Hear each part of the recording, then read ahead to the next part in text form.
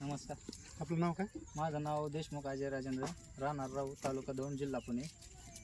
आपलं एक कोणतं कांदा बियाणं आहे? आम्ही मागल्या वर्षी जिंदालचं पुन्हा फुरसंगी बियाणं घेतलं होतं आणि ह्याची उगम क्षमता बी चांगली आहे आणि टिकाऊ बी क्षमता चांगली असल्यामुळं आम्ही हे बियाणं निवडलं. आता हे बियाणाला बघा, कांदा काढून मार्चमध्ये काढला होता, आता 7 महिने झाले, पण कांदा चांगल्या प्रमाणात निघतोय वाखारीमध्ये आणि ह्याचं डेंगळ्यांचं प्रमाण बी कमी आहे, म्हणजे मालात डेंगळं वगैरे काही निघत नाही एवढं.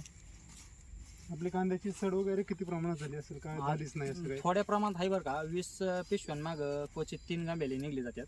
ज्यावेळेस 20 पिशव्या आपण काढतो त्यावेळेस 3 गांबेले निघले जाते.